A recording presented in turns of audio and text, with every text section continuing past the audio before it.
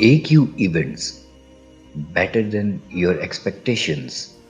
کتاب الایمان مشکات شریف کہ جو اس کا پہلا اور بنیادی باب ہے، چونکہ انسان کی اسلامی زندگی کی بنیاد ہی ایمانیات کے اوپر ہے، یہ بات بارہا ہر درس کے شروع میں رکھی جاتی ہے تاکہ ہمیں سمجھ میں آ جائے کہ ہماری اصل جو ہے وہ ایمان ہے، باقی چیزیں ساری کی ساری اس کے بعد ہیں۔ اگر فقط اعمال کو دیکھا جائے تو شاید غیر مسلم ان کے اعمال ہم سے ہو سکتا ہے بہت بہتر ہوں، زیادہ ہوں، لیکن ان تمام چیزوں کے باوجود وہ اللہ کے ہاں اگر بغیر ایمان کے گئے تو وہ خسارے میں ہیں۔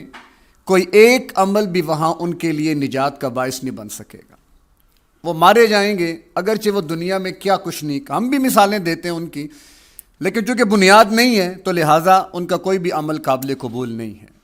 اور ظاہر ہمارے بھی اعمال جو اللہ کے ہم مقبول ہوں گے تو وہ ایمان کی بنیاد پر ہوں گے کہ ہمارے اندر ایمان اور ایمانیات ہونی چاہیے۔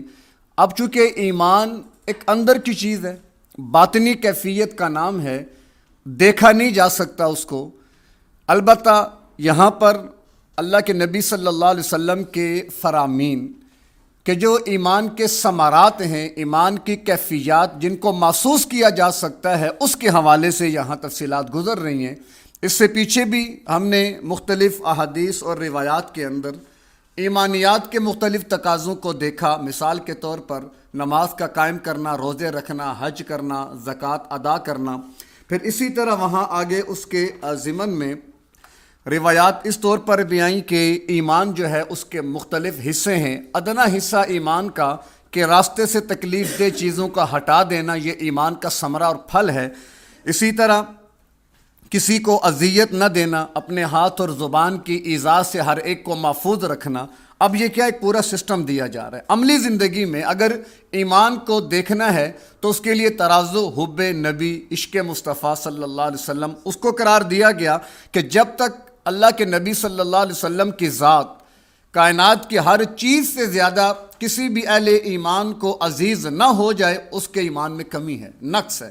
اور یہ چیز محسوس کی جا سکتی ہے کہ جب میرے سامنے مختلف ترجیحات آتی ہیں، مختلف چیزیں جو مختلف نسبتوں سے آتی ہیں، تو میں کس چیز کو ترجیح دیتا ہوں، کس نسبت کی بنیاد پہ ترجیح دیتا ہوں، تو وہ میرے گویا ایمان کے لیے ایک کسوٹی ہے، اس کے لیے ایک ترازو ہے۔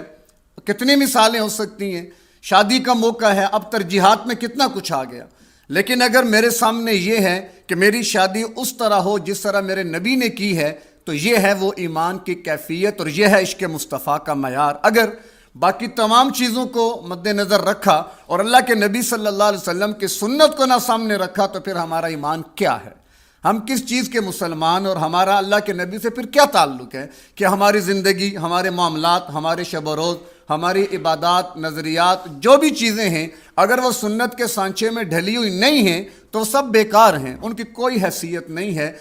کیونکہ عشق مصطفیٰ میں نے عرض کیا تھا، اللہ نے فرمایا تھا نا کہ لا الہ الا اللہ کہنے والا جب تک کوئی ایک ہے تو یہ نظام کائنات چلے گا، اور لا الہ الا اللہ کی آواز جو ہم تک پہنچی وہ اللہ کے نبی صلی اللہ علیہ وسلم کے ذریعے پہنچی، اور اس کا اقرار وہی کرے گا جس کا اللہ کے نبی سے تعلق ہوگا۔ وگرنہ عبداللہ بن ابی نے پتہ نہیں کتنی بار کلمہ پڑھا ہوگا، لیکن وہ راس المنافقین رہا، فی الدرک الاسفل من النار کا اس کو اعزاز دیا گیا۔ کس وجہ سے؟ کہ اس کے دل میں عشق مصطفیٰ نہیں تھا، زبان سے 100 دفعہ اس نے 1000 بار کہا ہوگا، پوری جماعت تھی منافقین کی، لیکن کیا ہوا؟ اصل عشق مصطفیٰ، تعلق مصطفیٰ ہے، جب تک وہ بنیاد نہیں ہے ہمارا کلمہ بھی اللہ کو قبول نہیں ہوگا۔ کیونکہ یہ دھوکہ دے رہے ہیں نا ہم، پھر لا الہ الا اللہ یہ اللہ سے معاہدہ ہے، محمد الرسول اللہ یہ اللہ کے نبی سے معاہدہ ہے، ہم معاہدہ کر کے بیٹھے ہوئے ہیں۔ اب اس معاہدے کے، اس ایگریمنٹ کے کچھ تقاضے بھی تو ہیں نا کہ ہم ان تقاضوں کو پورا کر رہے ہیں، یعنی ستم بالائی ستم، یہ تقاضے کا پورا کرنا تو دوسرا مرحلہ ہے، تقاضوں کا بھی علم ہمیں نہیں ہے کہ لا الہ الا اللہ کے تقاضے کیا ہیں، محمد الرسول اللہ کے تقاضے کیا ہیں۔ عمل تو بعد کا معاملہ تھا، یعنی اس حد تک ہم لوگ اپنے دین کے معاملے میں پیچھے رہ گئے، اور اتنا پیچھے ہوتے چلے گئے کہ کائنات اور دنیا کی چیزوں کا بڑا اچھا علم ہوگا ہمارے پاس، مشرق مغرب شمال جنوب کی خبریں ہمارے پاس، زمین کے نیچے کی خبر اور فضاؤں کی خبریں ہمارے پاس، لیکن اگر نہیں پتا تو نبی کی سنت کا نہیں پتا، زندگی کا عملی طریقے کا نہیں پتا، تو کیا فائدہ؟ لوگ اکثر مثالیں دیتے ہیں کہ انگریز ہم سے کتنا بہتر ہیں کہ وہ چاند تک پہنچ گئے، تو جواب دیا جاتا ہے کہ چاند پر پہنچ کر اگر انسان حیوان ہی رہے تو اس سے بہتر ہے کہ وہ عشق مصطفیٰ کے سانچے میں ڈھل کے دنیا میں انسان بن کے زندگی گزارے۔ چاند کی کیا حیثیت ہے، یہ کیا معیار ہے؟ اللہ کے نبی کے اشارے پر ٹکڑے ہو گیا تھا وہ۔ ہاں معیار حضرت بلال کو بھی دیکھا جائے، ان کی پرواز کہاں تک چلی گئی تھی۔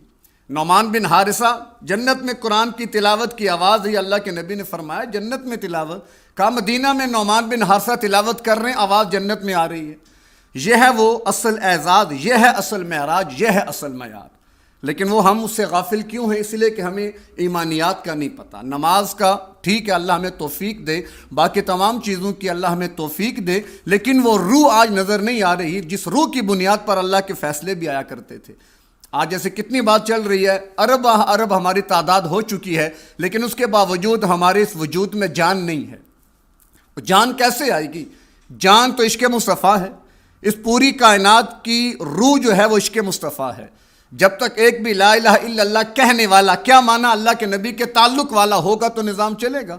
تو اس کائنات کی اپنی جان بھی عشق مصطفیٰ کی بنیاد پر ہے، تو چاہ جائے کہ پوری امت اگر اس عشق مصطفیٰ سے عاری ہو جائے گی تو پھر تو بڑا مسئلہ ہے۔ آج جن کا ہم شکار ہیں، مسائل کے حل کے لیے غیروں کے در پہ تو جاتے ہیں، کبھی ہم مکہ مدینہ نہیں جاتے، کبھی ہم اللہ اور اس کے نبی اور اس کے لائے ہوئے دین اور اس کی شریعت کو اپنے لیے نمونہ نہیں بناتے، اپنی عقل، اپنی سوچ، اپنے معیارات قائم کر لیے۔ تو یہ کتاب الایمان شروع میں لانا اور ایمانیات کے تذکرے کرنا اسی وجہ سے ہے، بلکہ یہ تذکرے حضرات صحابہ بھی کیا کرتے تھے کہ جن کے ایمان کی گواہی اللہ خود دے رہا ہے۔ اولئک کتب فی قلوبہم الایمان، صحابہ وہ لوگ ہیں کہ جن کے دلوں پہ اللہ نے ایمان لکھ دیا ہے، کندہ کر دیا ہے۔ وہ بھی جب آپس میں ملتے تو کیا کہا کرتے تھے؟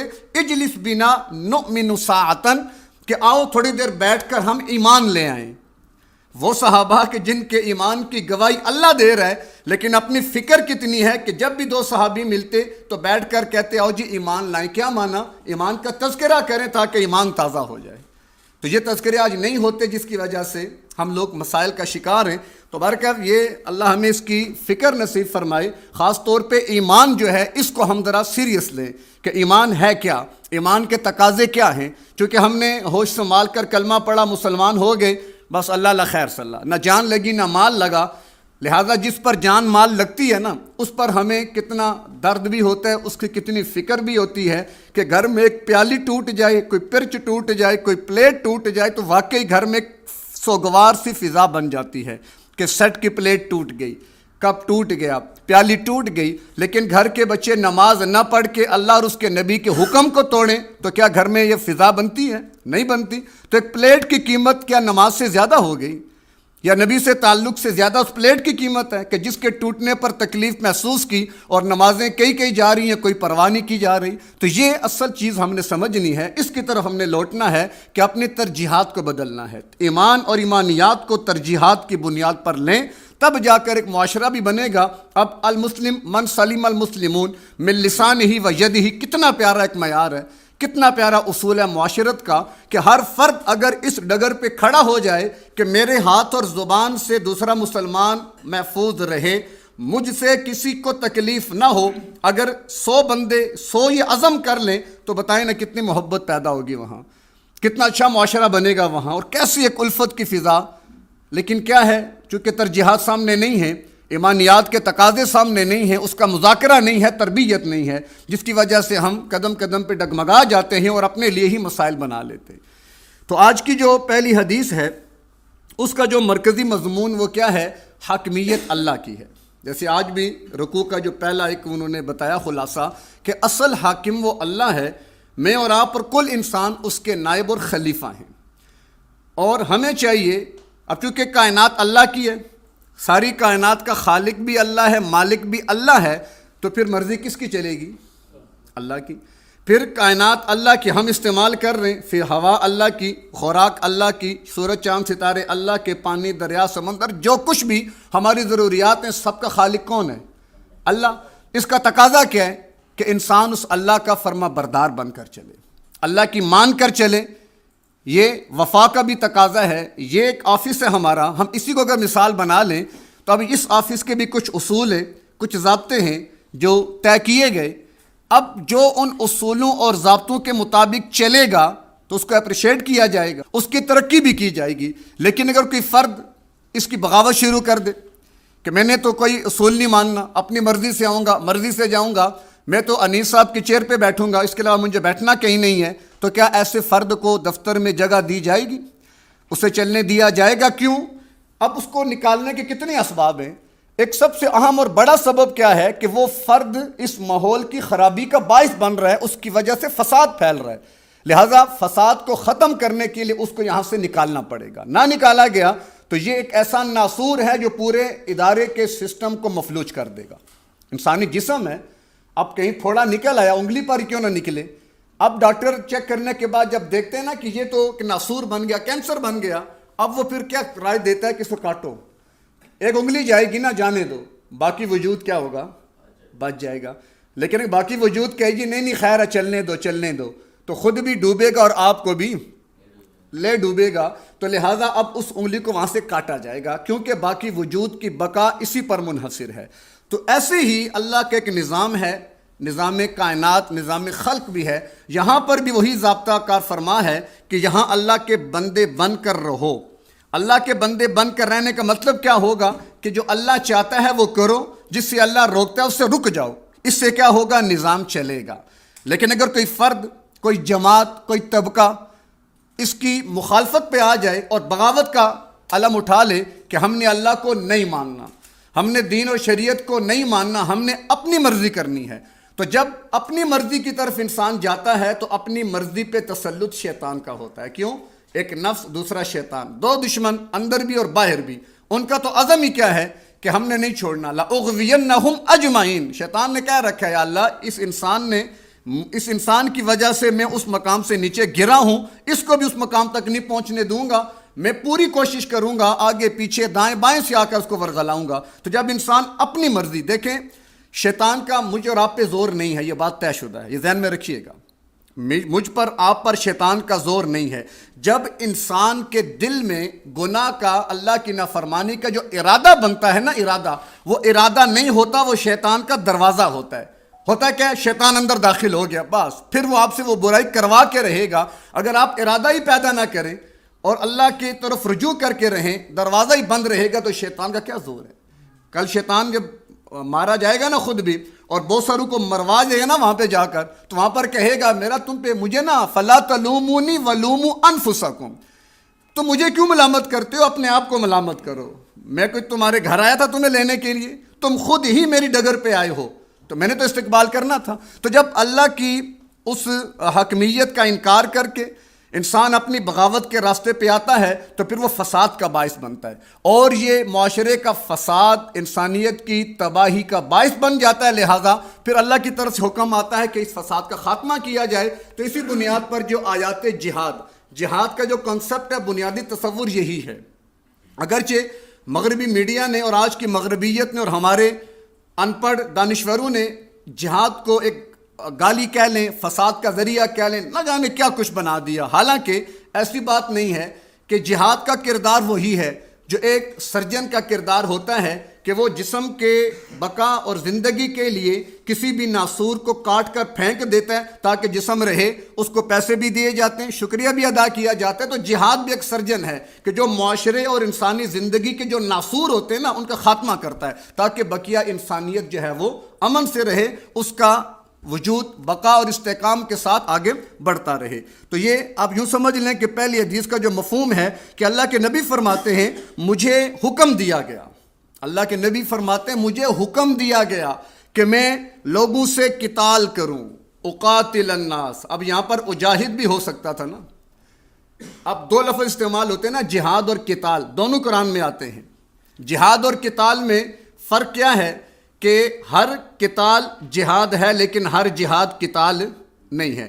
قتال کا معنی کیا ہے کہ اپنی جان اور مال کے ساتھ اللہ کے راستے میں نکل کر لڑنا، یہ قتال ہے.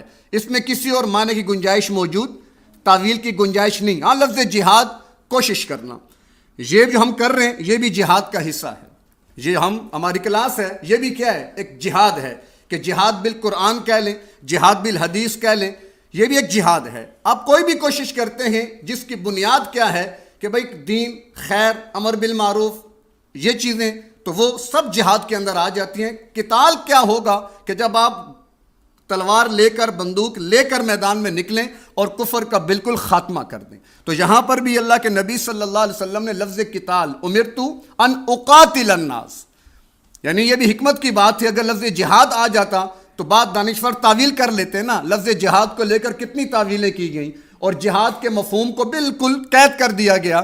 یا تو بعد نے اس کو قتال ہی کا معنی پہنا دیا کہ لفظ جہاد جہاں بھی آئے گا وہ ہے ہی ناپسندیدہ، کہ اس میں قتال ہی قتال ہے، حالانکہ ایسی بات نہیں ہے۔ اگر آپ جہاد کی منازل کو دیکھیں تو 9ویں منزل جا کر قتال کی بنتی ہے، 9ویں درجے پہ قتال ہے، 8 اس کے درجات وہ کس کے؟ محنت کے، کوشش کے۔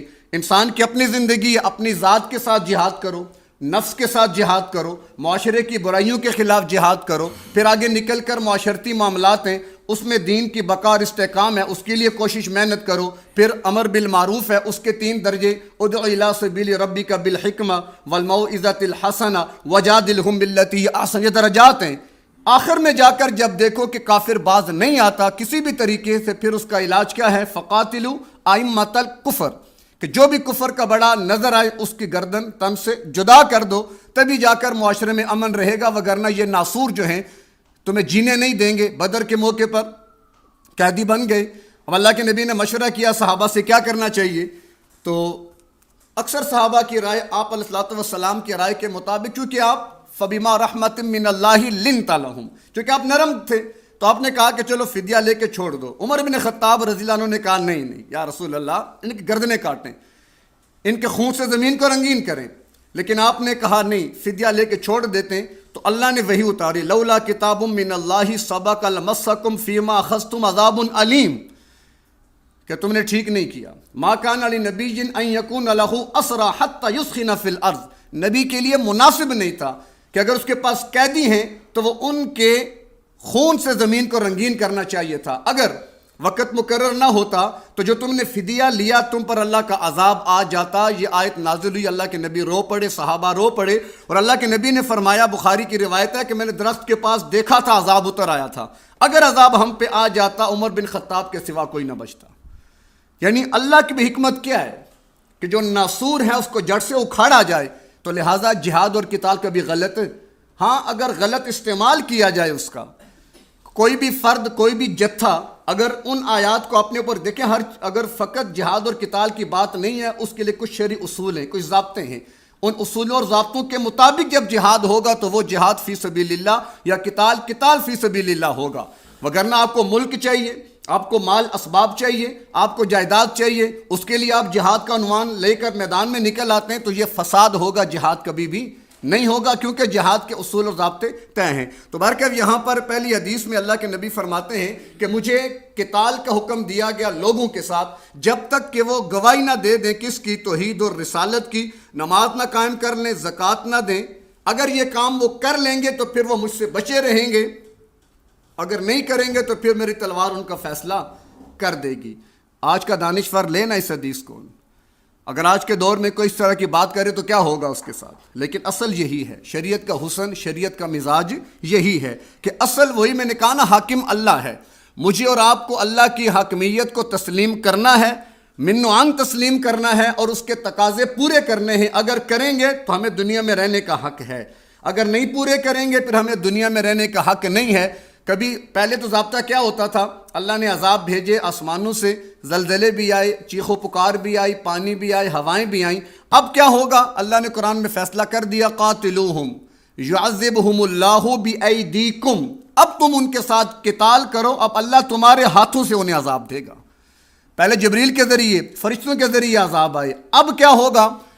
آج کے کافر قوم بنی اسرائیل جو باغی ہیں، جن پر حجت تام ہو چکی ہے، بس وقت قریب ہے، وہ تو گریٹر اسرائیل کے عنوان سے جمع ہوئے ہیں، لیکن قرآن نے پہلے کہہ دیا تھا فَإِذَا جَاءَ وَعْدُ الْآخِرَةِ جِئْنَا بِكُمْ لَفِيفًا، وہ آخری وعدہ جب آئے گا نا تمہاری درکت بنانے کا، میں تم سب کو اکٹھا کر کے جگہ پہ لے آؤں گا۔ بظاہر ہم آپ دیکھتے ہیں کہ ریاست قائم ہوئی ہے، وہ ریاست نہیں ہے، وہ اپنی موت کے لیے جمع ہو رہے ہیں سارے۔ بسن قریب ان پر اللہ کے عذاب کا کوڑا برسے گا، اور قتال کے ذریعے اس فتنے کا کیا ہوگا؟ خاتمہ۔ دنیا کا آخری اور بڑا فتنہ دجال، اس کا بھی خاتمہ کس کے ذریعے ہوگا؟ قتال کے ذریعے۔ تو لہٰذا اس کے لیے بھی مسلمانوں کو تیار رہنا چاہیے۔ ہمیں تو نام سننے کے ہی ساتھ ہی کپ کپی طاری ہوتی ہے، ہمیں موت سے ڈر لگتا ہے۔ شہادت ہر کوئی چاہتا ہے، لیکن لڑنے کے لیے کوئی تیار نہیں ہے۔ تو برکت اس حدیث نے ہمیں واضح کر کے بتا دیا کہ انسانیت کی بقا اور استحکام اور اس کے وجود کا دار و مدار اسی چیز پر ہے کہ وہ اللہ کی مان کر چلے۔ جب وہ اللہ کی نہیں مانے گا، باغی بنیں گے، تو پھر ان کو دنیا میں رہنے کا حق نہیں ہے۔ حق کیسے لیا جائے گا؟ اللہ نے پہلے تو فرشتوں کے ذریعے عذاب بھیجے، اور اب ان کا یہ علاج جو ہوگا وہ قتال کے ذریعے ہوگا۔ دوسری جو حدیث ہے اس کا مرکزی مضمون استقبال قبلہ، یعنی اللہ کے نبی صلی اللہ علیہ وسلم فرماتے ہیں مسلمان کون ہے، کون مسلمان کہلائے گا؟ تو اللہ کے نبی نے چند علامات بتا دیں۔ فرمایا کہ جو نماز پڑھتا ہے، ہماری ہم جیسی نماز پڑھ رہے ہیں اور ہمارے قبلے کا استقبال بھی کر رہا ہے، اور اسی طرح وہ ہمارے ذبیحے کو بھی کھا رہا ہے، کیونکہ اصل میں اہل کتاب مسلمانوں کا ذبیحہ اس ٹائم نہیں کھایا کرتے تھے۔ جو نہیں انکار کرتے تھے، علامت تھی کہ یہ ہم میں سے نہیں ہیں۔ تو جو کھا رہا ہے انہوں نے گویا ہمیں تسلیم کر لیا ہے۔ تو چند نشانیاں بتا دیں اللہ کے نبی نے کہ جو ہماری طرح نماز پڑھے، ہمارے قبلے کی طرف منہ کرے، اور اسی طرح ہمارے ذبیحے کو وہ کھائے، تو وہ مسلمان ہے۔ لہٰذا اس کے معاملے میں تم اللہ سے ڈرو، اور اس نے جو ایک ذمہ لیا کلمہ پڑھ کر شہادتین کا اقرار کر کے، اس ذمے کی رعایت کرو۔ اب یہاں پر گویا ایک سوال آ سکتا ہے، آج کے دور کے اندر بھی خود کو مسلمان کہلوانے والے اس طرح کی حدیث کا سہارا لیتے ہیں کہ دیکھو اللہ کے نبی نے کیا فرمایا تھا کہ جو نماز پڑھے، جو قبلے کا استقبال کرے، ذبیحہ کھائے، وہ مسلمان ہے۔ تو پھر تم قادیانیوں کو مثال کافر کہہ رہے ہو۔ یہ تین نشانیاں ان کے اندر نہیں پائی جا رہی ہیں۔ کوئی بھی کافر، کوئی بھی ملحد، کوئی بھی زندیق یہ دعویٰ کر سکتا ہے اور اس حدیث کو بنیاد بنا کر اور لوگوں کو ورغلا سکتا ہے کہ دیکھو اللہ کے نبی نے تو معیار واضح کر دیا تھا کہ یہ معیار ہے اسلام کا، جو اس پر قائم ہے وہ مسلمان ہے۔ تو لہٰذا اتنی شدت کی ضرورت کیوں؟ تو بات ذہن میں رکھیں، اصل اصول، اصل بنیاد وہ ایمانیات ہیں۔ یہ چیزیں ایمانیات کے بعد اعتبار کیا جائے گا ان کا۔ ایک آدمی اگر ایمانیات ہی کے تقاضوں کے خلاف چلا گیا، وہ جتنی مرضی نمازیں کیوں نہ پڑھے، وہ قابل قبول نہیں ہوگا۔ استقبال قبلہ کر لیا اس نے، لیکن وہ عقیدے کا مسئلہ تو نہیں ہے نا، وہ تو ایک مسئلہ ہے، ایک عمل ہے۔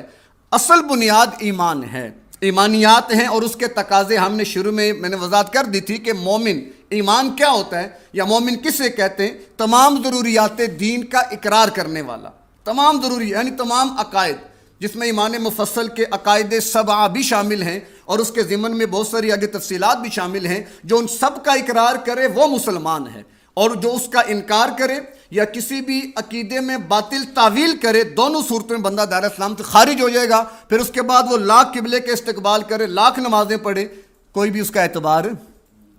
تو اس لیے کبھی ایسی بات ذہن میں آئی تو ذہن میں رکھیں کہ اصل بنیاد ایمان ہے اور ایمانیات ہیں، یہ چیز اس کے بعد ہے۔ اگر کوئی نماز تو پڑھ رہا ہے، ذبیحہ بھی کھا رہا ہے، قبلے کا استقبال بھی کر رہا ہے، لیکن اگر وہ توحید کو نہیں مانگتا یا بالفرض وہ ختم نبوت کا انکار کرتا ہے، یا حضرات صحابہ یا وہ تمام چیزیں جو نص قطعی سے ثابت ہے ان کا منکر ہے، لیکن جو سارے کام کر رہا ہے، تو اس بنیاد پر دھوکہ کھا کے اسے مسلمان نہیں کہنا، کیونکہ مسلمان کی بنیاد ایمان پر ہے، اور ایمانیات کے تقاضے جب تک پورے نہیں ہوں گے تو یہ ساری چیزیں ہمیں کوئی فائدہ نہیں دے سکتی۔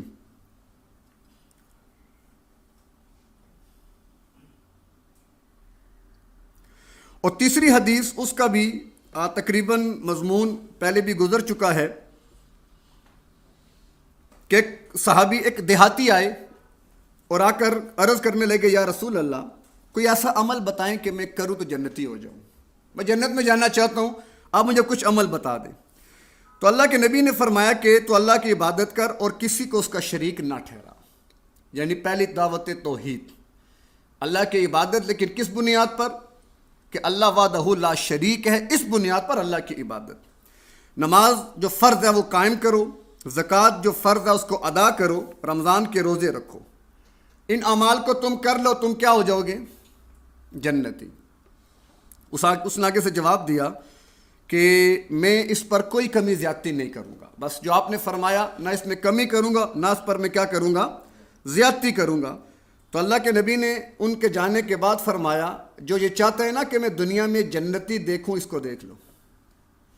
جو چاہتا ہے کہ میں دنیا میں جنتی دیکھوں وہ اس کو دیکھ لو. اب یہاں پر ہمیں کیا بات سمجھ میں آئی؟ دیکھیں، تعبد اللہ ولا تشرک بہ شیئا، اس کا تعلق ایمانیات کے ساتھ. آگے وہ تقیم الصلاۃ و تؤدی الزکاۃ، تصوم رمضان، اس کا تعلق عملی زندگی کے ساتھ. تو گویا کہ جب تک ہم ایمان اور عمل ان دونوں کو مضبوطی کے ساتھ نہیں تھامیں گے ہمیں نجات نہیں مل سکتی. پھر ایمان کا تھامنا کیا مطلب کہ اس کے تقاضے پورے کیے جائیں. تقاضے چل رہے ہیں، یکے بعد دیگرے کیا کیا تقاضے ہیں. اور عمل کیا ہے؟ جب تک ہم اپنی عملی زندگی بھی اس ایمان کے تقاضے کے مطابق نہیں گزاریں گے تو نجات بڑی مشکل ہے. پھر آگے جو اس نے کہا کہ لا ازید علی ھذا ولا انقص، کمی زیادتی نہیں کروں گا. کیا مانا؟ جیسے آج کل ہمارے معاشرے میں کمیاں بھی ہو رہی ہیں، زیادتیاں بھی ہو رہی ہیں. کمیاں بھی ہیں اور زیادتیاں بھی ہیں. کمیوں کو ہم تعبیر کرتے ہیں الحاد کے ساتھ اور زیادتیوں کو تعبیر کرتے ہیں بدعات کے ساتھ. الحاد کا مطلب کیا ہوتا ہے؟ دین کے جو مسائل ثابت شدہ ہیں ان کا انکار کر دینا. کوئی جہاد کا انکار کر دے، کوئی نماز تراویح کا انکار کر دے، کوئی زکوٰۃ کا انکار کر دے، ختم نبوت کا انکار کر دے تو وہ ملحد ہے. کیوں؟ اس نے دین کے جو مسائل ثابت شدہ تھے ان کا انکار کر دیا. اور اس کے مقابلے میں ہے بدعتی. وہ کیا کرتا ہے کہ دین کے جو مسائل ثابت شدہ ہیں اس کا انکار تو نہیں کرتا، اس میں اضافہ کر دیتا ہے. اس میں اضافہ کر دیتا ہے. اگر آپ اس کو مثال سے سمجھ، جیسے چونکہ آرگینک ماحول ہے ہمارا بھی، فصلیں بھی ہیں، کھیتیوں کی بات بھی ہوتی ہے، تو جب بھی کوئی فصل کاشت کی جاتی ہے تو اس میں دو طرح کے مسائل پیش آتے ہیں. ایک تو خودرو جڑی بوٹیاں جو وہاں پر اگاتی ہیں، اور دوسرا مسئلہ سنڈیاں، کیڑے مکوڑے جو فصل پہ حملہ آور ہو کر اس کو خراب کر دیتے ہیں. تو خودرو جڑی بوٹیاں، یہ مثال ہے بدعت کی کہ کسان کا مطمع نظر کیا تھا کہ میں نے کپاس یا گندم کی فصل اگانی ہے، اس کی ساری محنت اس بنیاد پر تھی، لیکن دیکھا دائیں بائیں کوئی خودرو جڑی بوٹیاں کچھ اور چیزیں بھی نکل آئیں. اب وہ کسان کیا کرے گا کہ یار یہ جو کچھ میں دے رہا ہوں میں تو اپنی فصل کو دینا چاہتا ہوں، یہ خودرو جڑی بوٹیاں بھی اس میں سے حصہ لے لیں گی. لہٰذا پہلا کام یہ کرو، انہیں کاٹو، یہاں سے انہیں کاٹو، ختم کرو، نکالو کہ یہ زائد چیزیں ہیں جو ہماری فصل کو خراب کریں گی. تو یہ ہے مثال بدعت کی کہ وہ زائد چیزیں، یہ خودرو جڑی بوٹیاں ہیں جو دین کی فصل کے اندر اگا دی گئی ہیں. اب ہوگا کیا؟ دین کو نقصان ہو جائے گا اس سے. جب ایک بدعت رواج پاتی ہے تو اس کی وجہ سے ایک سنت عمل سے ختم ہو جاتی ہے. بدعت کے پھیلنے سے سنت کیا ہوتی ہے؟ آج سنت کو دیکھ لیں آپ، جس حساب سے بدعت کا رواج ہے اس حساب سے سنت کا اہتمام بالکل نہیں ہے. کیوں؟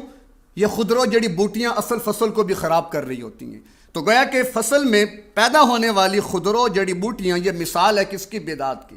اور سنڈیاں یہ مثال ہے الحاد کی، کہ جو فصل پک چکی ہے، تیار ہے، اس کے اوپر حملہ کر کے اس کو نقصان پہنچایا جائے. تو گویا اب جو سنڈیاں از خود اس کے اندر پیدا ہو گئیں اور وہ فصل کا نقصان کر رہی ہیں، تو یہ مثال کس چیز کی ہے؟ الحاد کی. تو بدعت کا علاج نہ کیا گیا، الحاد کا علاج نہ کیا گیا تو دین کی فصل کیا ہو جائے گی؟ ضائع ہو جائے گی، دین کی فصل برباد ہو جائے گی. تو اس دیہاتی نے بھی کہا کہ جو کچھ میں نے سنا، جو اللہ کے نبی نے فرمایا لا ازید علی ھذا، یعنی میں خودرو جڑی بوٹیاں بھی نہیں پیدا کروں گا اس میں وہاں جا کر. کہ اللہ کے نبی نے فرمایا تھا کہ تم نے نماز پڑھنی ہے، چلو میں کہہ دوں گا چلو کوئی بات نہیں، بات مونچا کلمہ پڑھ لیں. ابھی بات ہو رہی تھی، چلو بات مونچا کلمہ پڑھ لینا، میں اپنی طرف سے بات کر لوں گا. اچھا اذان کا حکم دیا، چلو اذان سے پہلے الصلاۃ والسلام پڑھ لینا. اب یہ اضافہ ہے، یہ خودرو جڑی بوٹیاں ہیں کہ جو اب اذان کو بھی خراب، اب اذان متنازع بن گئی کہ نہیں بن گئی؟ اب درود السلام پر اعتراض نہیں ہے، اذان متنازع ہو گئی ہے.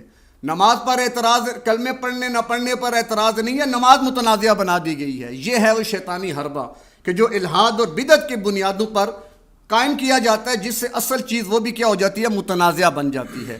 تو لہٰذا جب اللہ کے نبی نے کہا کہ اپنے عقیدے یعنی ایمانیات کو ٹھیک کر لو اور اپنے اعمال کو ٹھیک کر لو، اور جو تعلیم دی اس نے جواب میں کہا کہ میں کمی زیادتی نہیں کروں گا، اللہ کے نبی نے فرمایا جنتی ہے. تو کیا خیال ہے؟ ہمیں جنت نہیں چاہیے؟ اگر جنت چاہیے تو پھر ہمیں بھی اسی اصول کو اپنانا پڑے گا نا، کہ ہم دین میں کمی بھی نہ کریں اور دین میں زیادتی بھی نہ کریں. کہ دین میں کمی کا نام الحاد ہے اور دین میں زیادتی کا نام بدعت ہے. بدعت اور الحاد یہ دونوں گمراہی کی بنیادیں ہیں. یہ دونوں کیا ہیں؟ کہ اس سے گمراہی پھیلتی ہے. جیسے ہدایت کی بنیادیں بھی دو ہیں، ایک اجتہاد اور نمبر 2 تقلید.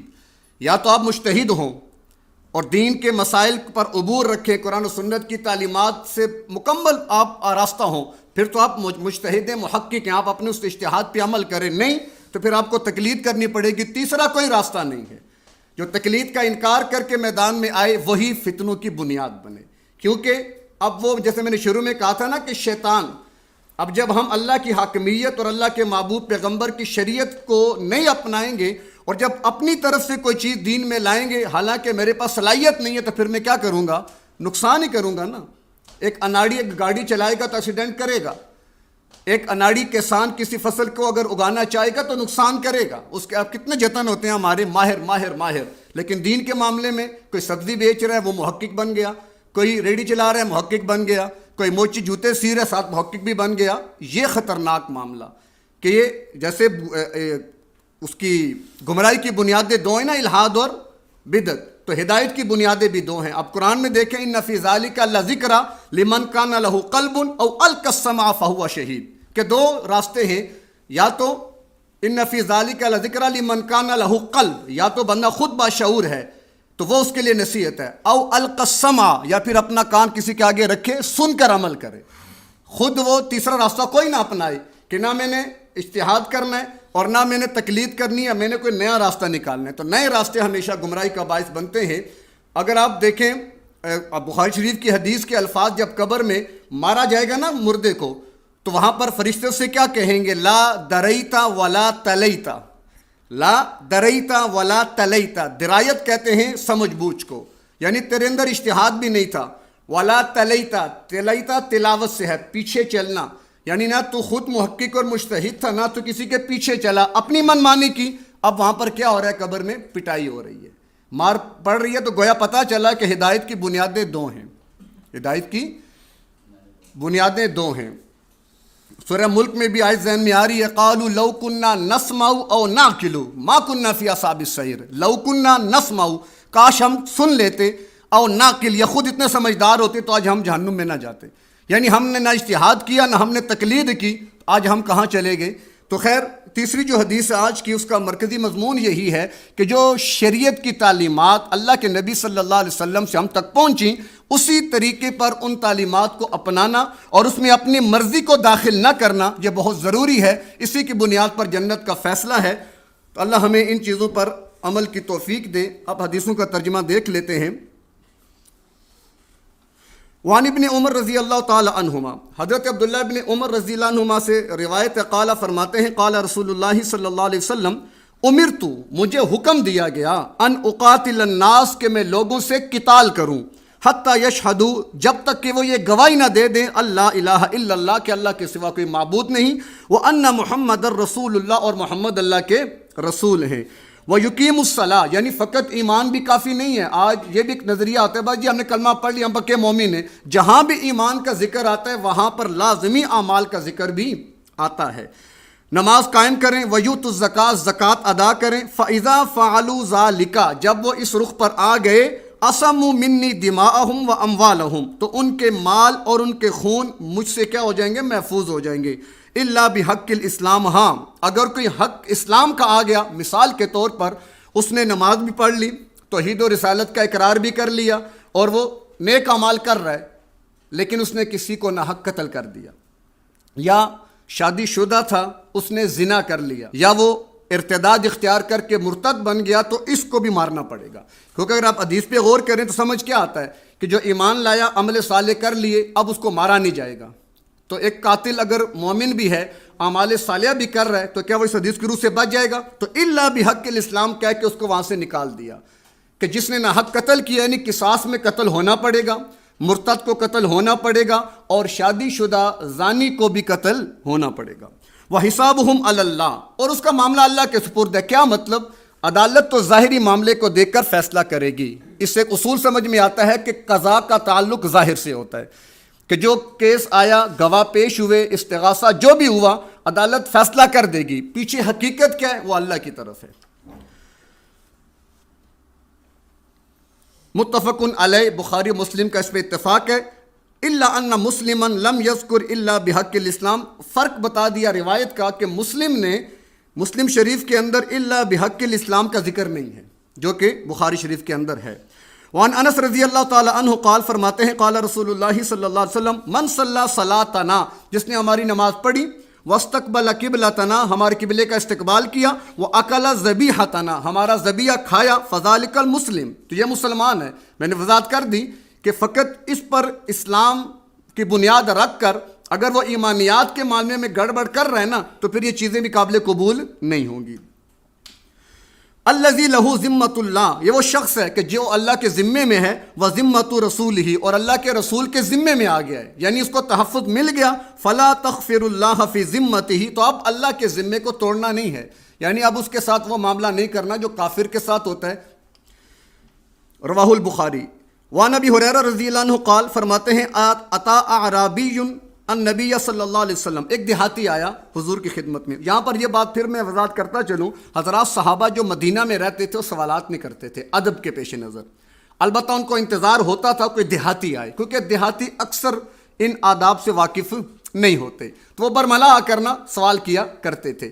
تو ایسے ہی یہاں پر بھی ایک عرابی آ گیا، جب کوئی دیہاتی آتا صحابہ ہمتاً گوش ہو جاتے تھے، جو کوئی سوال کرے گا ہمیں سیکھنے کا موقع ملے گا۔ فقال، اس نے عرض کی، دلنی علی عمل، یا رسول اللہ مجھے رہنمائی کریں کسی عمل پر، اذا عملتہ، جب میں وہ عمل کر لوں، دخلت الجنہ، میں جنت میں داخل ہو جاؤں۔ سمپل سا سوال کیا۔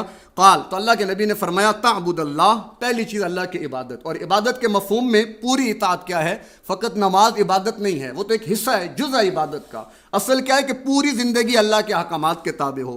ولا تشرک بہ شیئا، اور عبادت بھی اس بنیاد پر کہ کسی کو اس کا شریک نہ ٹھہرائے۔ وتقیم الصلاۃ، نماز قائم کر، المکتوبہ، جو فرض کر دی گئی، وتؤدی الزکوٰۃ المفروضہ، اور زکوٰۃ جو فرض کر دی گئی وہ ادا کر، وتصوم رمضان، اور رمضان کے روزے رکھ، یعنی ایک پورا اس کو پروگرام دے دیا۔ قال، اب اس آدمی نے کہا، والذی نفسی بیدہ، قسم اس ذات کی جس کے قبضے میں میری جان ہے، وہ دیہاتی کہتا ہے، لا ازید علی ھذا شیئا ولا انقص منہ، جو اللہ کے نبی نے فرما دیا میں اپنی طرف سے نہ اس پر کوئی زیادتی کروں گا نہ اس میں کوئی کمی کروں گا۔ ظاہر ہے یہ خود تو اس نے کرنا تھا، اوروں تک بھی تو یہ بات پہنچانی تھی نا کہ تم بھی یہ عمل کرو، تو کہا جب میں آگے پہنچاؤں گا اس وقت بھی اس میں کوئی ڈنڈی نہیں ماروں گا، کمی زیادتی اس میں نہیں کروں گا۔ فلما ولا، جب وہ چلا گیا، قال النبی صلی اللہ علیہ وسلم، تو اللہ کے نبی نے فرمایا، من سرہ، جس کو یہ چاہے، جس کو یہ پسند ہو، ان ينظر الى رجل من اہل الجنہ، کہ وہ کسی جنتی کو دیکھے، فلینظر الى ھذا، وہ اس شخص کو دیکھ لے۔ متفق علیہ۔ اللہ ہمیں بھی ان تعلیمات پر عمل پیرا ہونے کی توفیق نصیب فرمائے۔